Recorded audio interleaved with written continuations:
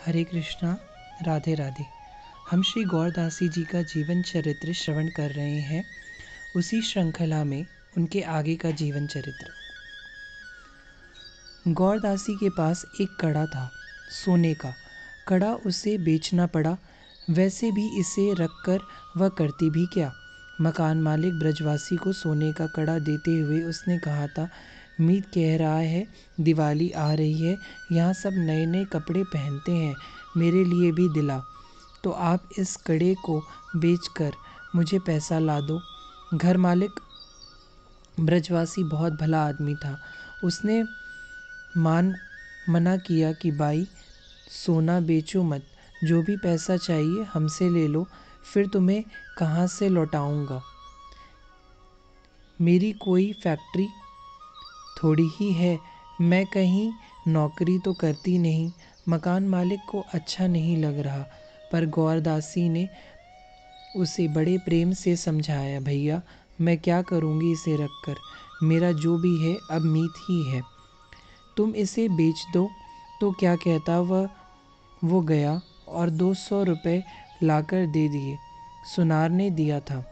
100 रुपये मकान मालिक को देते हुए गौरदासी ने कहा, मेरे पास किराया देने के लिए अब कब पैसे होंगे, इसे रख लो। उस ब्रजवासी ने रख लिया। 100 रुपये में बढ़िया बढ़िया पोशाक, राशन पानी और मिठाई खरीद कर ले आई थी गौरदासी। पर तू अपने लिए कुछ नहीं लाई? श्याम सुंदर ने पूछा।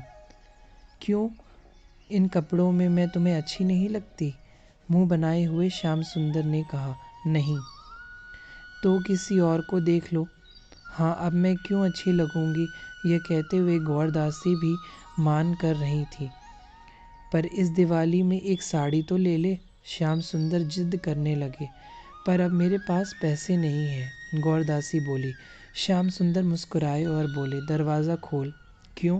गौरदासी पूछ रही थी कि भाई दरवाज़ा खोलो। मकान मालिक की पत्नी आई थी। खोल। श्याम सुंदर नैनों को नचा कर रहे हैं। गौरदासी ने दरवाज़ा जैसे ही खोला, भाई सारे पैसे क्यों दे दिए? दिवाली आ रही है, लो 10 रुपये रख लो, इससे अपने लिए अच्छी सी साड़ी खरीद लेना। तुम लाल साड़ी खरीदना और सुंदर लगोगी। पैसा देखकर वो जैसे ही जाने लगी, फिर मुड़कर पूछा, तुम विधवा तो नहीं हो? तेज आवाज़ में। और गौरदासी बोली, नहीं। फिर ठीक है। श्याम सुंदर हंसे। बड़े प्रसन्न हो रहे हैं श्याम सुंदर। बाई लाओ 10 रुपये। मकान मालिक फिर मांग कर ले गई और जाते जाते बोली, अब तुम कहाँ जाओगी? बाजार में, मैं ही ले आती हूँ। 1-2 घंटे में लाल सुंदर साड़ी लेकर आई थी। गजरा भी साथ में है। और गौरदासी हंसते हुए श्याम सुंदर से पूछती है, कहाँ लगाकर जाऊंगी इसे? जाना क्यों, मेरे लिए लगाना है यही। ये कहते हुए कितने प्रेमपूर्ण थे श्याम सुंदर। सिर्फ लीला चिंतन आदि प्रारंभिक अवस्था में साधकों को नहीं करने चाहिए। प्रारंभिक में तो नाम जाप को करना चाहिए हर साधक को। गौरांग बाबा अपने साधकों को समझा रहे थे। बाबा, मानसिक पूजा में चांदी की चम्मच से माखन खिलाऊं ठाकुर जी को या सोने के? बाबा बोले, अभी इन सब झंझट में मत पड़ो, तुम बस नाम जाप में ध्यान दो। कितना जाप करते हो उसकी संख्या बढ़ाओ। यह सब अभी तुम्हारा काम की वस्तु नहीं है। अभी तो नाम जाप करो, खूब नाम जाप। पर गुरुदेव, मुझसे नाम जाप की अपेक्षा लीला स्फूर्ति सहज होती है, मैं क्या करूं? यह गौरदासी भी जब जब समय मिलता अपने गुरुदेव गौरांग बाबा के चरणों में आ बैठती। इसने यह प्रश्न किया तो बाबा बोले, सबसे लिए एक बात नहीं होती। तुम्हारी अवस्था सिद्ध है, पर तुम जो करती हो उसकी नकल कोई और करेगा तो उसका पतन होना निश्चित है। बाबा स्पष्ट बोले थे, तुम कांत भाव से श्याम सुंदर को भजती हो, पति हैं वो तुम्हारे, यह भाव तुम्हारा सहज है।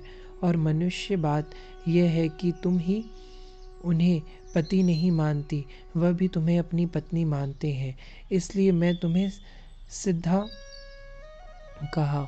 गौरदासी ने सिर झुका लिया था। उसे नई नवेली दुल्हन की तरह श्याम सुंदर आ रहे थे। मुखमंडल उसका लाल हो गया था। वर्षों बाद यह पहली बार सजने जा रही है। रूखे केशों में कभी तेल इसने लगाया नहीं, आज केशों को धोया है।